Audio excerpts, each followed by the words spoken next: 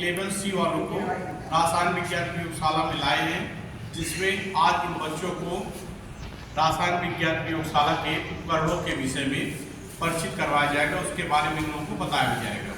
ठीक है, देखिए रसायन विज्ञान प्रयोगशाला में वैसे आप बहुत प्रकार के उपकरणों को देखते हैं, लेकिन कुछ उपकरणों से आपको परिचय करवाया जाएगा। ठीक है, जैसे पहला उपकरण आपका हो गया, ये है टेस्ट ट्यूब।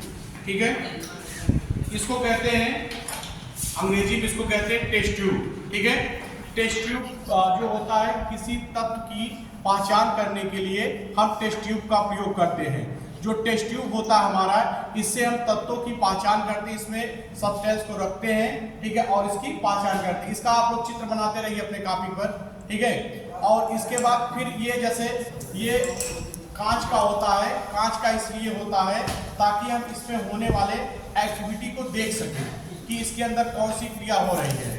ठीक है, टेस्ट ट्यूब को हिंदी में कहते हैं परख नली। ठीक है, टेस्ट ट्यूब को हिंदी में कहते हैं परख नली। देखिए कांच का होता है, इसको जब हम गर्म करते हैं, ठीक है, गर्म करते समय तो इसको पूरा शीशा गर्म हो जाता है, पूरा मतलब पूरी टेस्ट ट्यूब गर्म हो जाती है।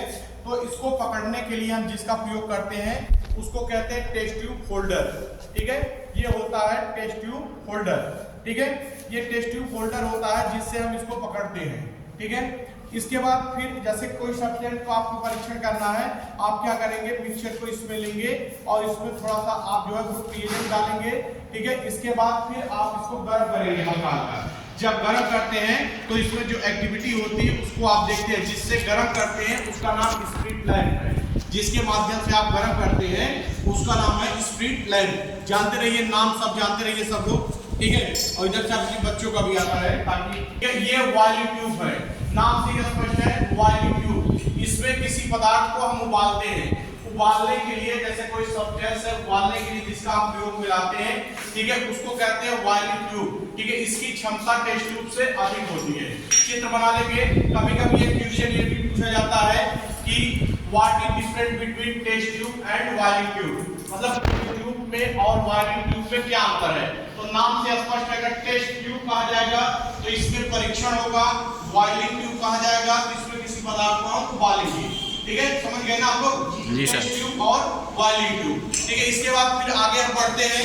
ठीक है, आगे बढ़ते हैं, जैसे मान लीजिए आपने प्रैक्टिकल किया कोई, ठीक है, तो अगर इसमें कोई सब्सटेंस पड़ा हुआ है, जैसे आपका तत्व इसमें कोई है, ठीक है, अगर कोई तत्व इसमें है तो उसको हम क्या करते हैं, अगर परख नली में कोई सब्सटेंस रखा गया तो हम परख नली को सीधा रखते हैं। ठीक है, अगर परख नली में कोई पदार्थ नहीं है तो उसको धुलकर हम ऐसे रख देते हैं, और जिस पर हम रखते हैं इसको कहते हैं टेस्ट ट्यूब स्टैंड। इसका नाम जो है टेस्ट ट्यूब स्टैंड है, जानते रहना।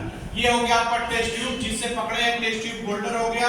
ये हो गया वॉल्यूम ट्यूब, और जिस पे रखा जाता है उसको कहते हैं टेस्ट ट्यूब स्टैंड। इसके बाद टेस्ट ट्यूब में अगर कोई पदार्थ लगा हुआ है तो उसकी सफाई नहीं हुई है, ठीक है, तो हमारा हाथ जो है टेस्ट ट्यूब के अंदर जा नहीं पाता है। ठीक है, उसके लिए हम क्या करते हैं, फर्स्ट आप हाल जैसे देखिए, जैसे आप सुबह जो है ब्रश करते हैं, अपने दांतों की सफाई करते हैं, वैसे ही सिर्फ एक दूसरा उपकरण होता है जिसके सहारे हम टेस्ट ट्यूब को साफ करते हैं ऐसे घुमा के, तो इसका नाम होता है टेस्ट ट्यूब ब्रश। ठीक है, टेस्ट ट्यूब ब्रश, जिससे हम टेस्ट ट्यूब को साफ करते हैं। ठीक है, उपकरणों के नाम आपको समझ में आ रहे होंगे, आपको बताया गया test tube, test tube holder. ठीक है, इसके बाद volume tube, test tube stand, test tube brush. फिर हम आगे बढ़ते हैं। ठीक है, जैसे देखो बेटा, अगला होता है ये हमारा है बीकर। ठीक है, ये बीकर होता है।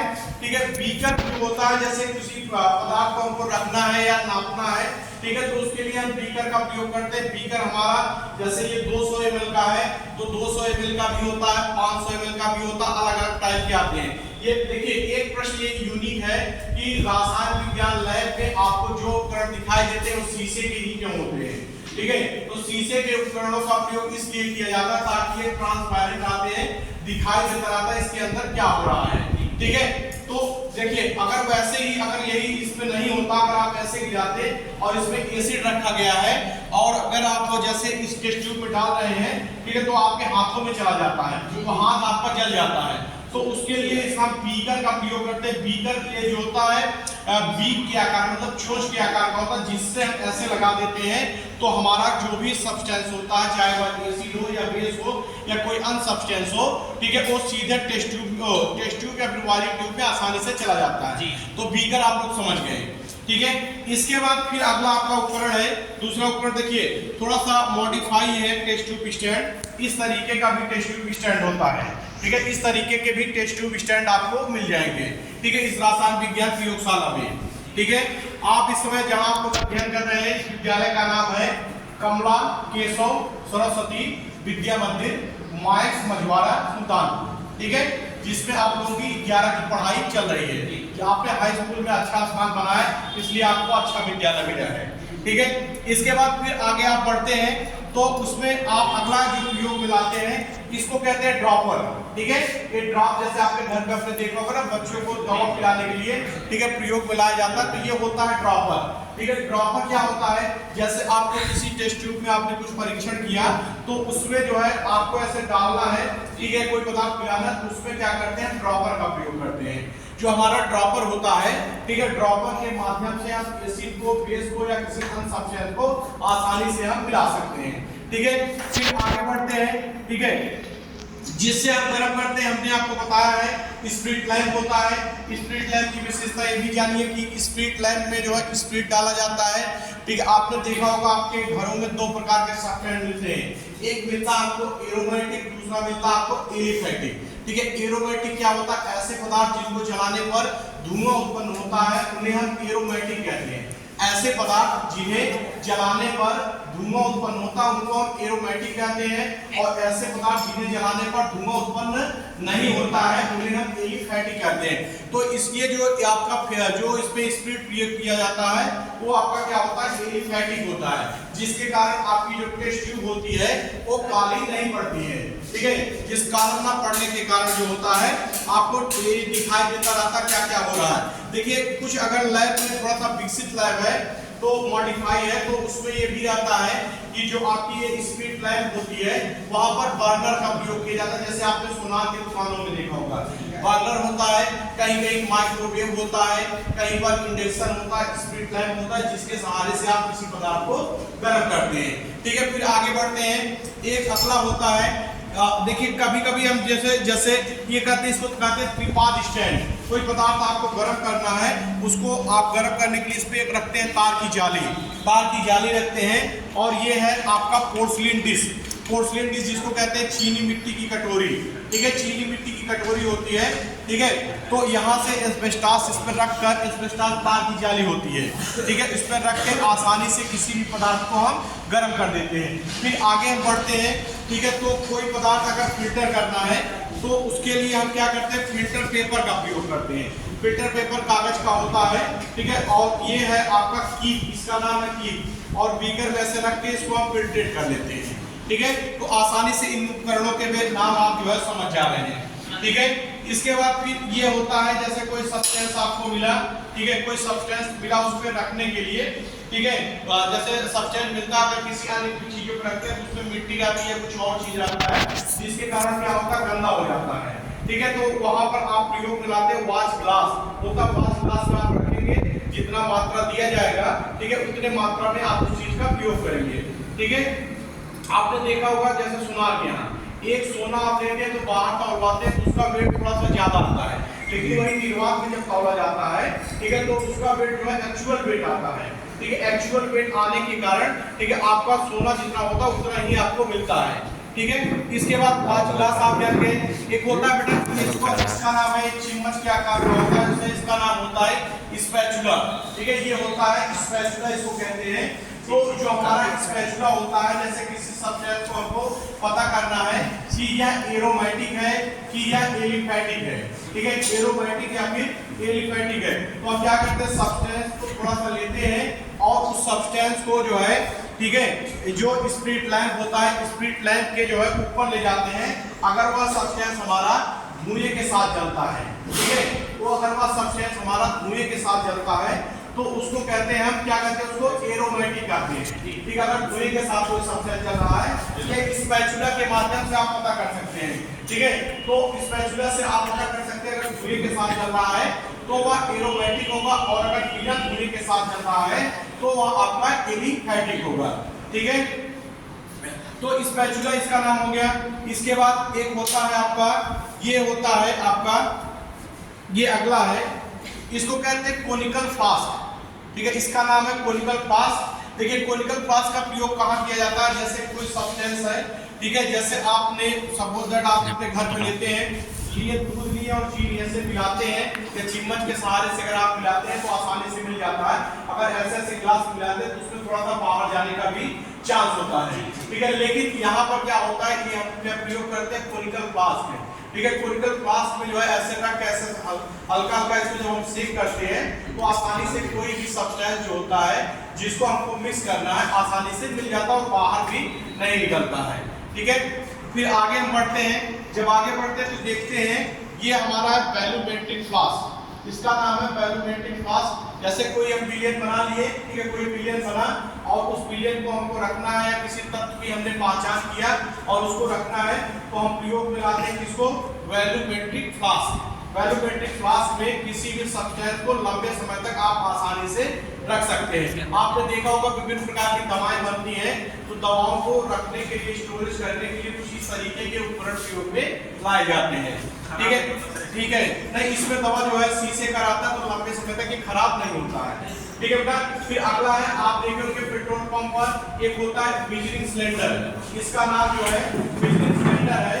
ठीक है, मेजरिंग सिलेंडर बेटा जो होता है इसका मापन फ्लास्क हिंदी में कहते हैं। आपने देखा होगा जैसे पेट्रोल अगर आपको कम मिल रहा है, ठीक है, तो आप कहते हैं कि हमारा पेट्रोल जो है नाप के लीजिए। तो ये मेजरिंग सिलेंडर जो होता है ये भी 500 ml का होता है, 700 ml का होता है। ठीक है, या फिर जो है 1000 लीटर का होता है।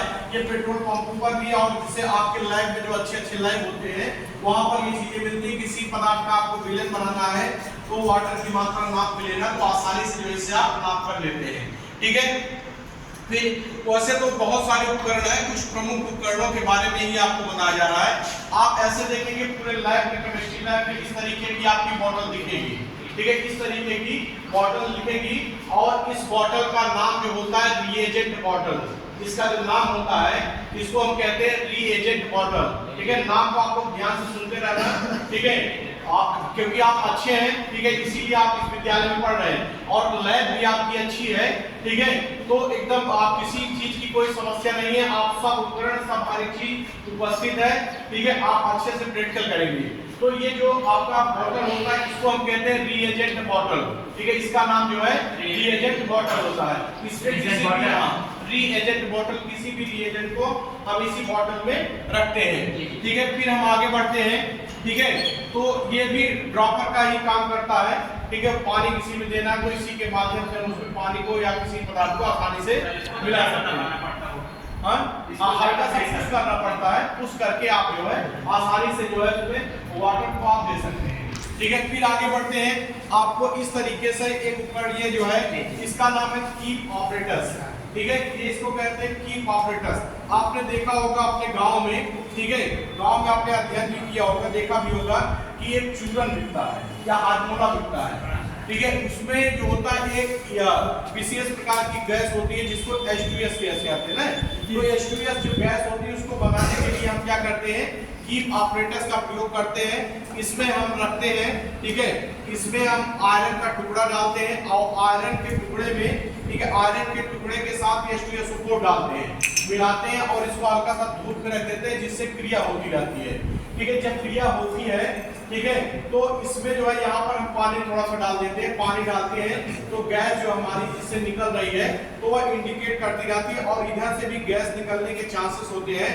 तो हम इस पात्र को इस तरीके से मेजर करते हैं, जैसे यहाँ पर हमने बीकर रख दिया और यहाँ पर इसको ऐसे ब्लॉक कर देते हैं तो पानी अगर निकल रहा तो पता चल जाता है। और जब हमको गैस हमारे मिक्सचर में मिलाना रहता है तो ऐसे उसमें डाल देते हैं और यहाँ से ऑन करते हैं। इसको हम सेकंड ग्रुप, जैसे हम जो आपके मूलक होते हैं, ठीक है, अगर मूलक की हम बात करते हैं तो अगर अम्लीय मूलक है, ठीक है, अगर अम्लीय मूलक है तो उसको जो है अम्लीय मूलक अगर है तो उसको 3 भागों में बांटा गया है। जो क्षारीय मूलक होते हैं उनको 7 भागों में बांटा गया है, ठीक है, शून्य समूह से लेकर। पहला शून्य होता है तो सेकंड ग्रुप क्षारीय मूलक के सेकंड ग्रुप और फोर्थ ग्रुप, ठीक है, सेकंड ग्रुप और फोर्थ ग्रुप का टेस्ट करने के लिए हम H2S गैस का प्रयोग करते हैं।